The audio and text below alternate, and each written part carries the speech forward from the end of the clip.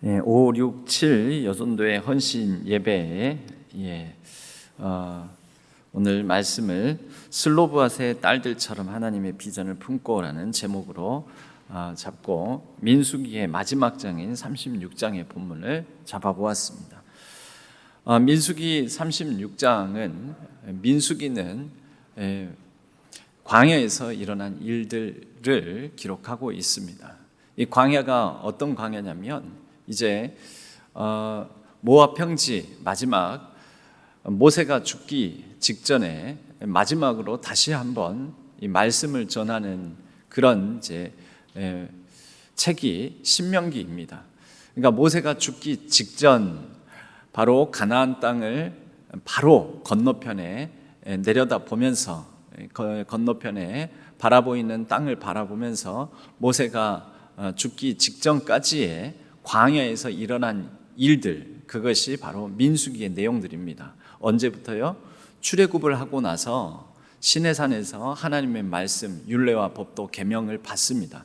시내산에서 한 1년 정도 머물면서 시내산에서 받은 그 율례와 법도와 계명을 따라 이제 성막도 짓고 성막 기구들도 만들고 첫 번째 감격스러운 예배를 거기에서 드리고 이제 하나님께서 그들을 보호하신다는 상징인 불기둥과 구름기둥의 인도함을 받아서 바로 시내산 바로 이 자락 기슭에서 출발을 하는 것입니다.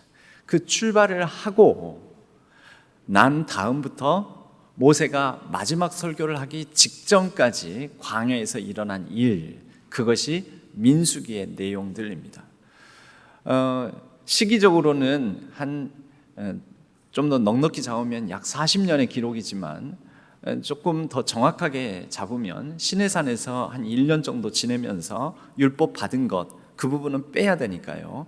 약 38년 정도 모세가 마지막 유언과 같은 고별 설교 신명기를 전하는 그 직전까지니까 약 38년 동안 광야에서 일어난 사건들, 시기적으로는 그 기간을 이 민수기에 담아내고 있습니다. 민수기에 보면 처음에 숫자를 세서, 그래서 민수기입니다. 이제 출발을 해야 되니까 시내산에서 한 1년 동안 머물고 있을 때에는 하나님의 말씀을 배우고 익히는데 집중해야 되니까 몇 명인지 계산을 안 하다가 이제 출발하려고 하니까, 출발하면서는 우리도 버스를 타고 출발할 때 숫자 세잖아요. 도착하면 숫자 세잖아요. 그러듯이 버스를 타고 출발할 무렵 그것처럼 광야에서 시내산 자락에 1년 동안의 생활을 이제 정산을 하고 새로운 출발을 하게 될 때 숫자를 셉니다. 그래서 민수기입니다. 그리고 마지막 부분에 가서 한 번 더 숫자를 셉니다.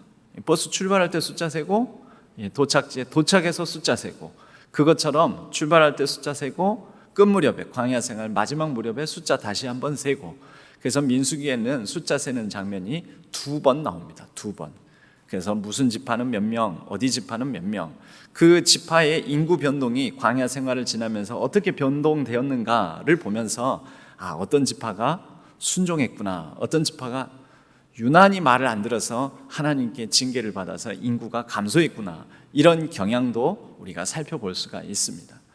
그런 광야에서 일어난 사건들, 순종해서 또는 불순종해서 인구가 늘고 줄고 하는 이러한 여러 가지 사건들을 담고 있는데, 민수기의 마지막 장, 마지막 마무리는 오늘 읽은 우리가 본문의 내용처럼 이게 뭔 내용이지 싶은 좀 특이한 내용으로 민수기가 마무리되고 있습니다.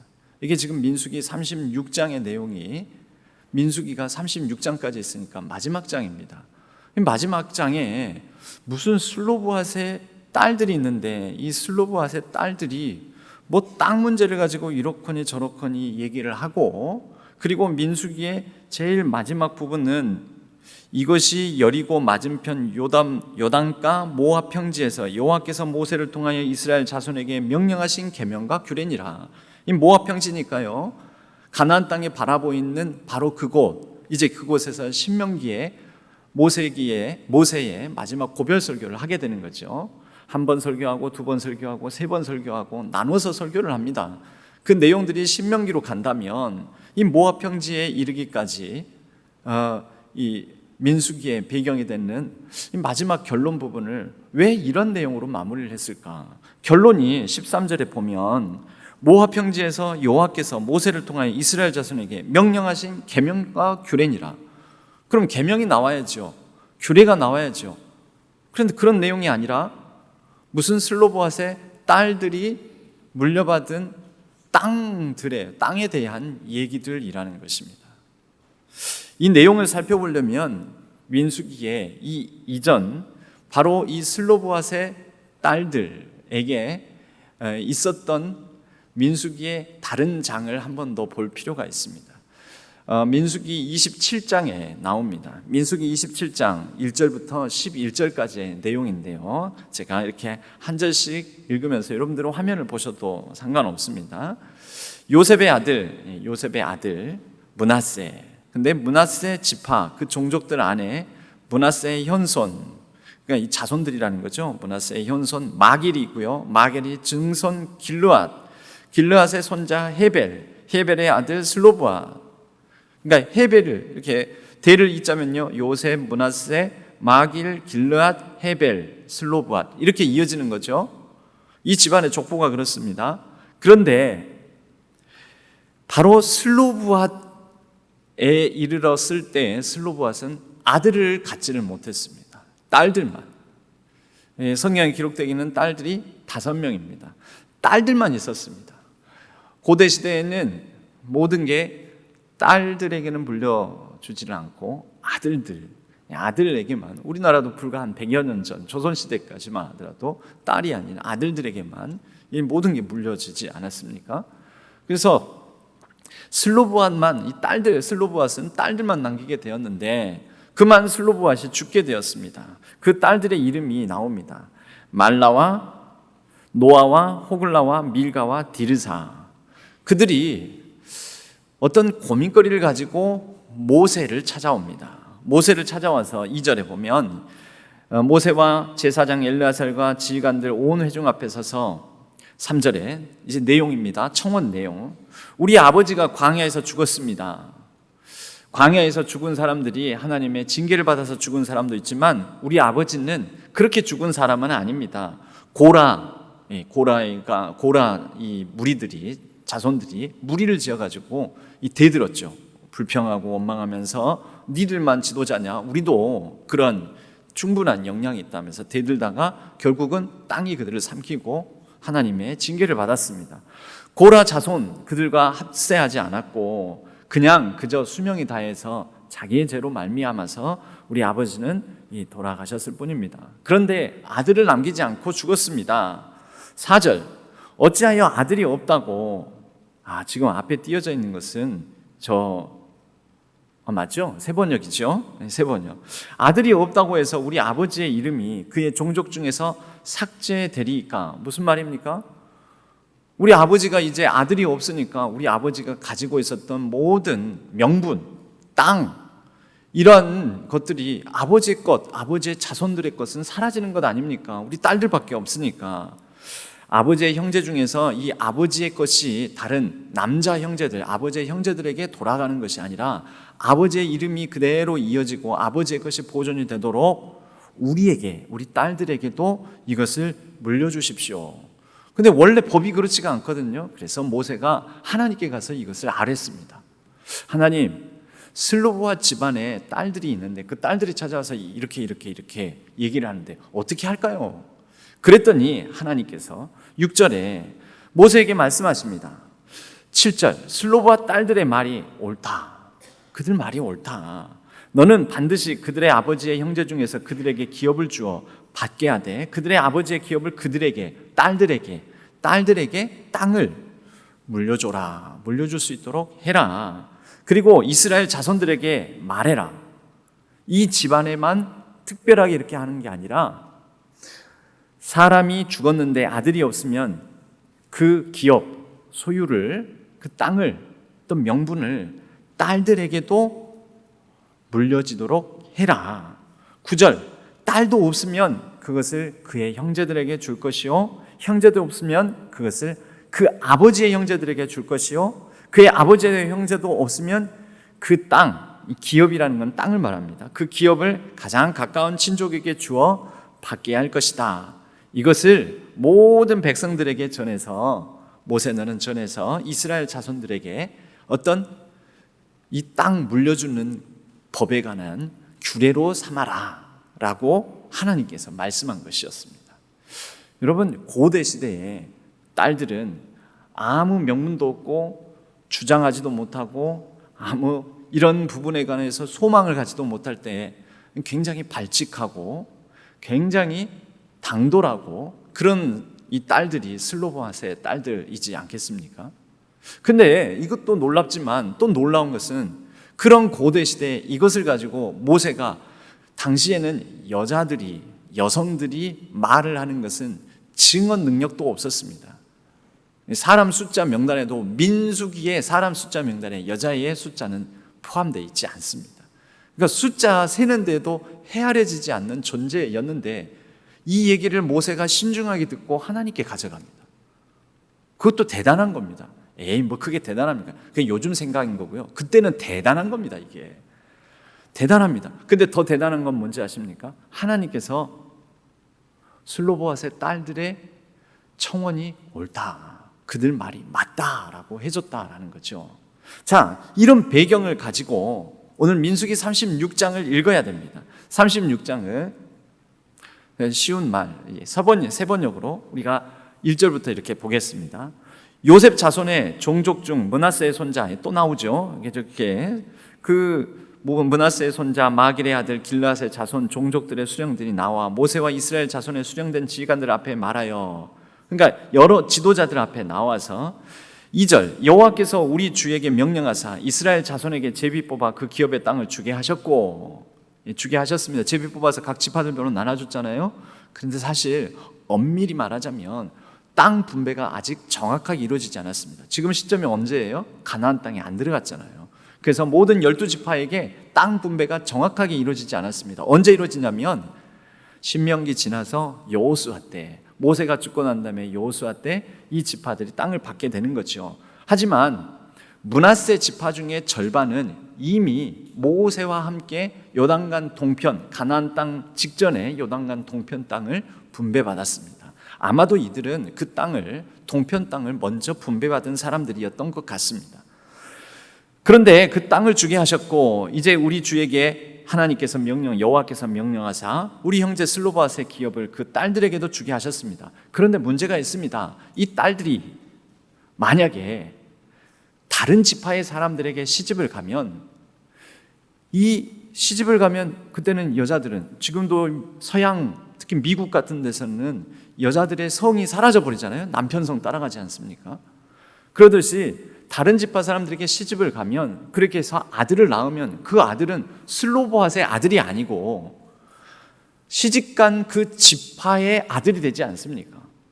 그러면 슬로보아스이 가지고 있었던 그 아버지의 땅을 그 아들, 곧 다른 지파의 영역으로 들어가 버리면 하나님께서 분배해 준 이 경계가 다 무너지고 질서가 희미해지고 이렇게 흐트러진 것 아니겠습니까? 라고 얘기를 하는 것입니다. 그래서 그런 얘기가 3절, 4절에 나오고요. 그래서 4절에 보면 이스라엘 자손의 희년을 당하여 그 기업이 그가 속한 지파에게 청가될 것이라, 곧 시집 가버린 다른 지파에게 그 땅이 들어가 버리게 될 것인데, 그러면 그 땅은, 기업은 땅으로 이렇게 해석하시면 돼요. 그 땅은 우리 조상 지파의 기업, 곧 므낫세 지파의 땅에서 영원히 사라져버리는 것 아닙니까? 그래서 모세가 5절에 여호와의 말씀으로 이스라엘 자손에게 다시 명령을 합니다. 요셉 이 자손들, 므낫세 지파 사람들의 말이 일리가 있다, 옳다. 그래서 슬로보아스의 딸들에게 하나님의 규례와 법도와 계명을 따르고 하나님께서 이미 말씀하신 것과도 충돌되지 않게끔 다시 수정해서 얘기를 해주는 것입니다.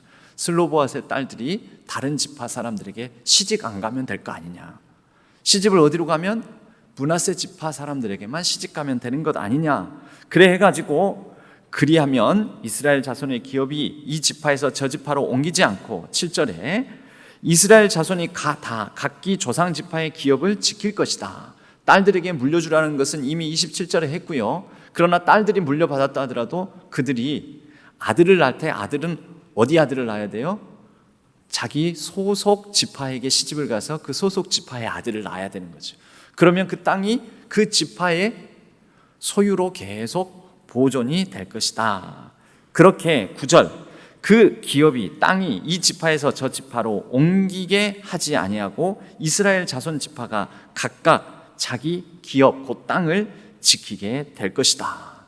그래서 슬로보앗은 이 규례를 따라서 자기 지파 사람들에게 시집을 가고 그리고 그 자손을 낳고 그래서 그 기업 땅이 보존되게 되었다라는 것입니다.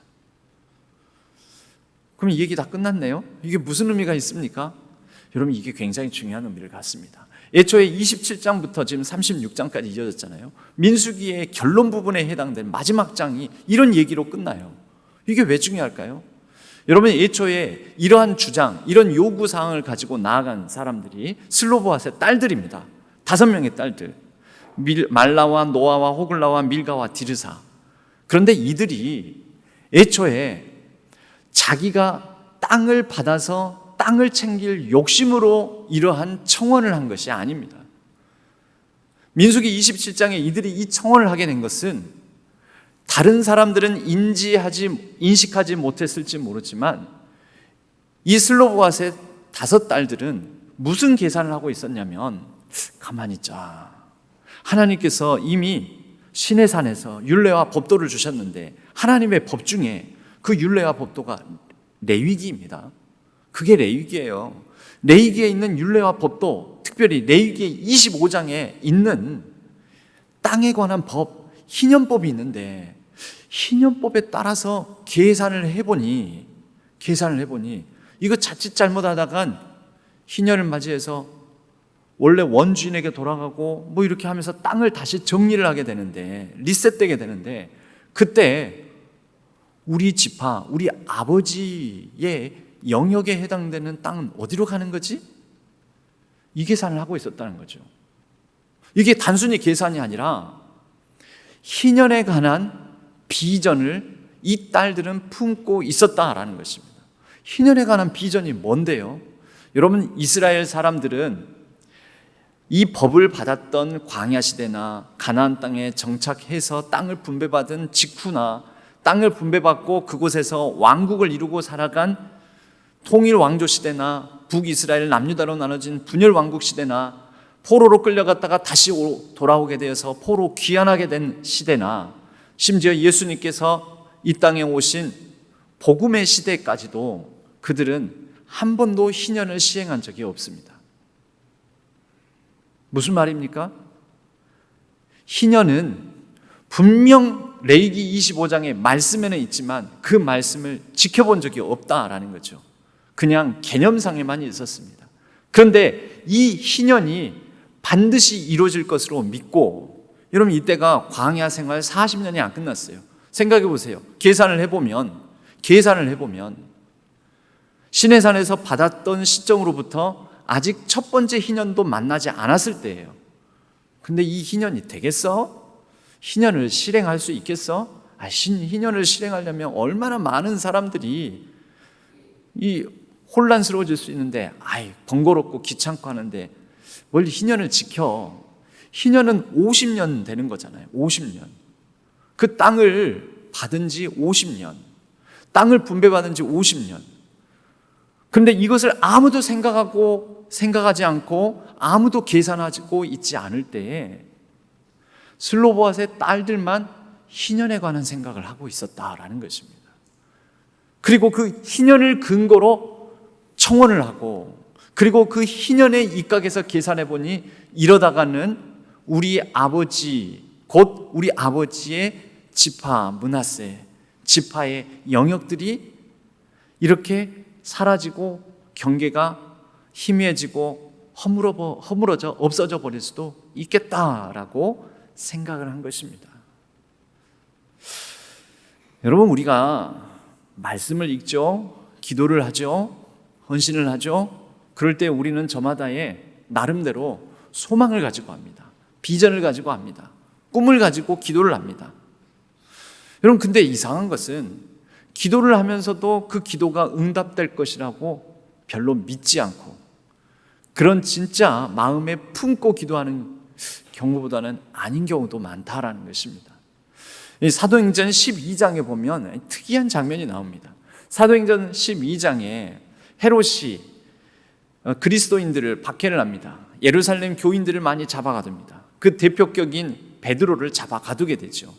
그래서 사도행전 12장에는 헤롯의 박해를 받아서 베드로가 체포되고 감옥에 갇힌 상황을 두고 이제 예루살렘 교인들이 사도행전 12장 5절에 베드로가 옥에 갇혔고 예루살렘 교인들은 그를 위하여 간절히 하나님께 기도하더라. 뭐라고 기도했겠습니까? 옥에 갇혔습니다. 근데 베드로를 예의주시한 게 한두 번이 아닙니다. 베드로가 때리고 매를 때려서 놓아주기도 하고 다시는 예수를 전하지 말으라고도 하고 또 막 경고도 하고 그랬는데 이제는 헤롯이 강력한 핍박을 해가지고 베드로를 잡아 가두게 됩니다. 이거 자칫하다가 베드로가 못 풀려나지 싶다. 큰일이다. 베드로가 감옥에서 죽을지도 모른다. 그래서 예루살렘 교회의 교인들은 그들의 지도자인 베드로를 위해서 간절히 기도하는 것입니다. 그 기도에는 무슨 소망이 담겨 있겠습니까? 베드로가 무사히 감옥에서 풀려나기를 바라는 비전, 소망을 가지고 기도를 했겠죠. 꿈이죠. 그런 꿈을 가지고, 그런 비전을 가지고, 그런 소망을 가지고. 그런데 베드로가 그 감옥에 갇혔을 때 천사가 베드로가 감옥 안에서 영문도 모르고 갇혀서 이제 꾸벅꾸벅 졸고 있는데 천사가 베드로 옆구리를 푹 쳐가지고 깨워가지고 따라오라고 해가지고 그러니 감옥문이 다 열리고 베드로가 비몽사몽간에 따라왔다가 정신을 차려보니까 그를 위해서 기도하고 있는 교인들이 모여있는 그 집 앞이에요. 그래서 정신이 들어서 이 12장 11절에 보면 베드로가 정신이 들어서 내가 이제야 우리 주께서 천사를 보내서 나를 헤롯의 손에서 건져주셨음을 내가 이제 알겠다. 그때서야 이 잠에서 깬 겁니다. 깨닫고 집에 가서 여러 사람이 거기에 모여서 기도하고 있었는데 12절에는 기도하고 있다고 나옵니다. 그 집 문을 두드립니다. 베드로가 대문을 두드린데 로데라 하는 여자아이가 베드로를 영접하러 나옵니다. 베드로의 음성인 것을 알고 문을 미처 다 열어놓지도 못하고 뛰어 달려 들어가서 베드로 선생님이 돌아왔어요. 베드로 선생님이 지금 감옥에서 풀려났어요. 베드로 선생님이 지금 문을 두드렸어요. 그때 그런데 기도하고 있던 그들이 뭐라고 한지 아십니까? 어떤 반응을 보인지 아십니까? 15절 사도행전 12장 15절에 이렇게 나옵니다. 그들이 말하되 네가 미쳤다. 네가 미쳤다. 그러나 그 로데라는 여자아이는 힘써 다시 말하되 참말입니다. 진짜입니다. 그들이 다시 말하되 그러면 그의 천사다. 귀신 본 거다. 헛것 본 거다. 이렇게 얘기를 하는 것입니다. 여러분, 이들은 뭘 놓고 기도하고 있는 것입니까 지금? 이 예루살렘 교인들은 뭘 놓고 기도하고 있을까요? 가뭄이 되었습니다. 오랫동안 가뭄이 져서 이렇게는 정말 못 살겠다. 교인들뿐만 아니라 예수님을 믿지 않는 사람들도 가뭄을 모두가 다 온 세상에 힘든 거잖아요. 그래서 그 지역에 있는 기독교인들이 모여서 기도를 합니다. 하나님, 이제는 더 버틸 수가 없습니다. 견딜 수가 없습니다. 내일 이제는 단 한 끼 먹을 식수도 없습니다. 다 죽게 생겼습니다. 내일 비가 내리지 않으면 이제 이 지역에 있는 우리 그리스도인들뿐만 아니라 모든 이 지역에 있는 사람들이 다 죽게 생겼습니다.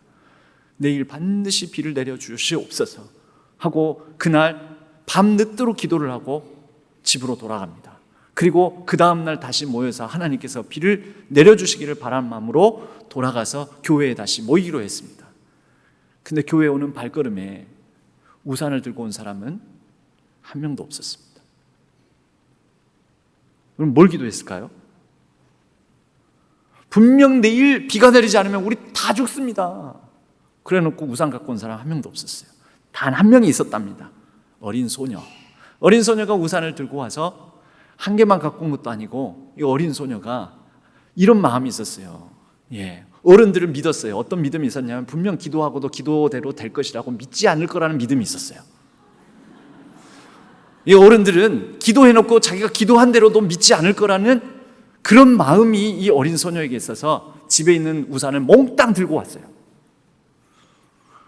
이 길거리에서 그 소녀를 만나는 어른들이 너 뭐하냐, 이렇게 비도 안 오고 쨍쨍 하늘이 이렇게 맑은데 뭘 우산을 그렇게 낑낑대고 그렇게 많은 우산을 짊어지고 가느냐. 우리가 어제 기도했잖아요. 소녀가 얘기를 하죠. 그리고 비가 왔을까요, 안 왔을까요? 왔다라는 얘기입니다. 왔습니다. 그리고 그 어른들이 무한하게 되었다라는 거죠. 여러분, 우리가 기도를 합니다. 마음에 품습니다. 이건 하나님께서 주신 거룩한 비전이야, 거룩한 소망이야, 좋은 꿈이야. 근데 우리는 그것을 위한 준비를 하지 않습니다. 비가 올 준비를 해야죠. 비 오기를 기대했다면 비 올 준비를, 비 맞을 준비를, 비를 피할 준비를, 우산을 준비해야죠. 근데 우리는 기도하면서 기도해놓고 그 기도의 내용대로 준비를 해놓지 않는다라는 것이죠. 오늘 5, 6, 7 여전도의 헌신 예배에 드리고 싶은 말씀이 그것입니다. 하나님께서 희년의 비전을 주시고 희년의 꿈을 주십니다. 그런데 아무도 그 희년의 꿈을 놓고 준비하고 계산하지 않습니다. 여러분, 희년이 50년째 되면 땅을 돌려줘야 됩니다. 그럼 땅값이 달라집니다. 여러분, 50년 쓸 수 있는 땅의 값과 이제 내년이 희년이에요. 그러면 1년밖에 못 써요. 길어야. 땅의 값이 같겠습니까? 50년 쓸 수 있는 가치와 1년 쓸 수 있는 가치가 같습니까? 그런데 이스라엘의 땅들의 값은 부동산 가격이 상승해서 올라가는 거 빼고 땅들의 값은 일정했다라는 것입니다. 무슨 뜻일까요? 희년을 품고 있었습니까? 안 품고 있었습니까? 이 땅이 내가 지금 샀더라도 50년째 되는 희년을 맞이하면 이 땅이 내 것이 아닐 것이다. 곧 3년 남은, 지금은 이제 희년을 3년 앞둔 시점이니까 3년 남은 땅값을 지불해야 돼. 10년 남은 땅값을 지불해야 돼. 20년 남은 땅값을 지불해야 돼. 이런 계산이 없었다라는 거죠. 왜요?